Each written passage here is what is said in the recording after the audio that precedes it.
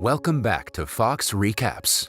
Today I'm going to explain the movie Prevenge, released in the year 2016.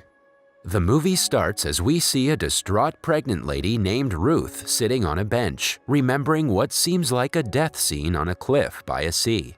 After collecting herself, the woman changes into new clothes and heads to a reptile shop. There, Ruth is welcomed by a man named Zabek, who seems to know her. Ruth reveals that she's there to buy a pet for her 8-year-old son. Zabek shows her exotic lizards and snakes, but nothing seems to interest her, so he offers to show Ruth his personal collection and escorts her to a private section of his shop. When he turns his back towards her to take out a spider from its glass cage, Ruth grabs a knife from the table and slits his throat. Zabek collapses on the ground and bleeds to death. Ruth gives him a kiss before fleeing the scene. After returning to the bench from earlier in the movie, Ruth burns all evidence of the murder. She then gets on a train where she pulls out a children's notebook titled Baby's First Step from her bag. In the notebook, she has drawn a disturbing picture of her pregnant self flailing a knife in her hand. After returning to her apartment, Ruth lays down on her bed and tearfully looks at a picture of her late husband, Matt. Suddenly, Ruth's neighbors upstairs start having loud intercourse, making her miss Matt even more. It is then revealed that Ruth can hear the baby she is carrying in her womb. The baby girl speaks to her mother and consoles her. The next day, Ruth goes for her midwife appointment. The midwife asks Ruth to show up regularly for her checkups and tells her facts and trivia about pregnancy. She tells her to be prepared for when she would hear high-pitched sounds later on in pregnancy and start squirting milk from her boobs like rockets. She adds that pregnant women have no control over their mind or body, but the baby does.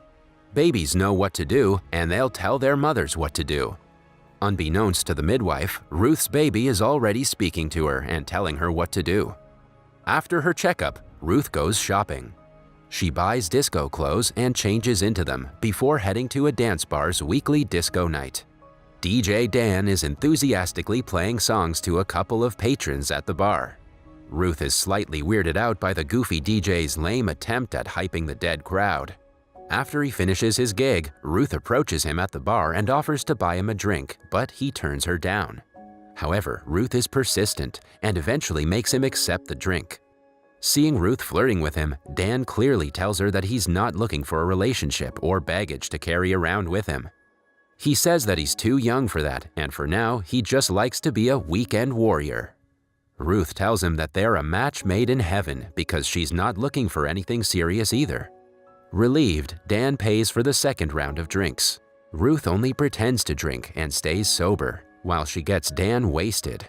After drinking and dancing their hearts out at the bar, Dan and Ruth take a cab to his apartment. On the way there, Dan throws up and grossly makes out with Ruth. At the apartment, Ruth bombards him with questions, asking him if he has someone who loves him, to which Dan replies that he has his mother who loves him unconditionally. Dan then puts on some sensual music to get them going, but Ruth again starts asking him questions and asks him if he wants to have kids. Irritated, Dan replies he doesn't want kids and proceeds to make love with her when Dan's mother Michelle shows up. It is revealed that Dan lives with his mother who suffers from Alzheimer's. Dan rudely sends his mom back to bed and continues to make love to Ruth. However, Ruth is a bit troubled by the way he talked to his mother. Dan could care less about what Ruth thinks of him and puts his hands in her pants only to realize that she is pregnant. It turns out he was under the impression that Ruth was a plus-sized woman. When he proceeds to retreat, Ruth slices his balls with a knife. Dan screams in pain and collapses on the ground. Ruth taunts him, saying how messy relationships, kids, and responsibilities are. Attracted by the commotion, Michelle again gets out of her room and finds her son on the ground. However, the old woman doesn't realize that her son is bleeding to death, and Ruth takes her back to her bedroom and tucks her into bed. Ruth then gives Dan a kiss on the forehead before fleeing yet another crime scene. After returning back to her apartment, Ruth takes a warm candle bath and talks to her baby again. The baby tells her that she's getting better at killing people, to which Ruth agrees. Ruth tells her that she's changing into something else thanks to her. When Ruth mentions having second thoughts about killing people, the baby tells her to remember what those people did. It's revealed that Zabek, Dan, and a group of people are responsible for Matt's death. The baby calls them selfish and adds that most people think babies are sweet, but she is bitter.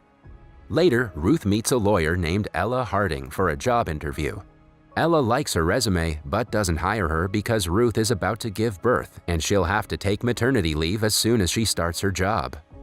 Even after failing to secure the job, Ruth continues to make small talk with Ella and asks her if she always works this late. Ella reveals that she works hard during the week and does something adventurous on the weekend. Thinking that Ruth is actually interested in her hobbies, Ella tells her about the time she went to skydive.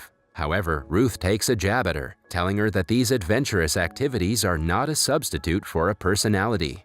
Insulted, Ella tells her to get the motherhood thing out of her system before she interferes in the other people's business. When Ruth walks up to her, Ella extends a handshake, thinking she's leaving. To her astonishment, Ruth gives Ella a kiss on the lips before smashing her head on the table and slitting her throat with a knife. After killing Ella, Ruth power walks out of Ella's office and begins to celebrate, but her daughter tells her not to get cocky and draw attention towards herself. The baby reminds Ruth that she is the mastermind of all these murders and Ruth couldn't have done it without her. After returning home, Ruth watches an old news clip reporting her husband's death. It is revealed that Ruth's husband died in a rock climbing accident when he was cut loose by the rest of his group. In the new report, Matt's climbing instructor, Thomas Hamden, calls his death a tragic accident. Enraged, Ruth decides to make Tom her next victim and goes to the rock climbing school where he works the next day. She introduces herself to him and vaguely taunts him about the tragic incident in which her husband lost her life. Tom feigns ignorance and declines to teach her because of the health risks due to her pregnancy. On her way back to the apartment, Ruth's daughter starts kicking her stomach for not killing Tom. Ruth screams in pain and promises to take care of Tom, but the baby keeps kicking in her womb. Ruth eventually manages to get home, but she begins to get tired of her baby's psychopathic tendencies. The next day, Ruth goes to her next victim, Zach's house, posing as a potential roommate. After getting there, she learns that Zach's not home, and she's welcomed by Zach's roommate, Josh. Ruth is amazed by Josh's hospitality and kind nature. Josh asks her to stay for dinner, and she agrees in hopes that Zach would return by the time she finishes. Seeing Ruth being so nice and cordial to Josh, Ruth's baby gets upset and starts raining kicks on her belly, forcing her to rest on the couch. As Josh goes back in the kitchen, Zach arrives, and Ruth immediately takes him out with the door. Zach recognizes her and pleads with her for mercy, but Ruth, blinded by revenge, murders him with a Buddha's statue.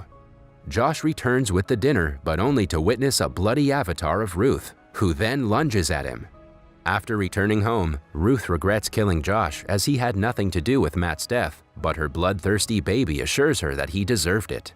The next day, Ruth again goes after Tom, but he catches her following him and foils her plan. Ruth postpones the plan to kill Tom for a while and goes after Len, one of the last two surviving people responsible for Matt's death, posing as a child charity worker to gain entry into her home. Len declines to donate and tries to get rid of her, but Ruth uses her pregnancy to force Len to let her use the washroom. When Ruth refuses to leave even after using the bathroom, Len smells a rat and calls the police. Ruth pulls out a knife from her bag while Len puts on her boxing gloves. Len eventually overpowers Ruth, but the latter again uses her pregnancy to get closer to Len and stabs her with the knife. The police arrive outside and Ruth barely manages to escape through Len's cat door. She sustains some injuries from the escapade, but fortunately the baby is perfectly healthy. After nearly getting caught, Ruth goes to visit her late husband's grave and abandons the idea of killing others. She joins a yoga class and makes several changes in her life to go back to her normal self, but her baby keeps reminding her of Matt falling to his death from the cliff. The baby keeps instigating her until Ruth again goes after the instructor. She goes to Tom's creepy Halloween party, where she learns that his wife is also pregnant, and she again has second thoughts about killing him and putting his wife in the same situation as hers. However, Ruth's baby forces her to go through with her plan and confront Tom. Upon seeing her, Tom immediately recognizes her and reveals that he didn't know that she was pregnant the day Matt died. At knife point, Tom explains the predicament he faced on that day. He apologizes to her and tells her that they had to let Matt go because otherwise others would have died with him. However, this does little to calm Ruth, and she demands to know who cut Matt's cord. All of a sudden, she starts feeling extreme pain in her stomach, and she is rushed to the hospital where her baby is delivered quickly via emergency cesarean section. After the surgery, Ruth realizes that her daughter is just a normal baby girl, not a psychopathic baby as she had imagined. She also finally admits to herself that she was killing the people responsible for Matt's death because she wanted to take revenge for herself and not because of her daughter. Ruth leaves the baby at the hospital and goes off to the cliff to pay tribute to Matt. There, she finds candles lit in honor of Matt by someone. She finds Tom at the edge of the cliff and approaches him seemingly to kill for the last time. That was all from the video. I hope you liked it. Subscribe for more content like this and hit the like button to help us out. Also, leave a comment if you want us to recap your favorite movie. Until next time, take care.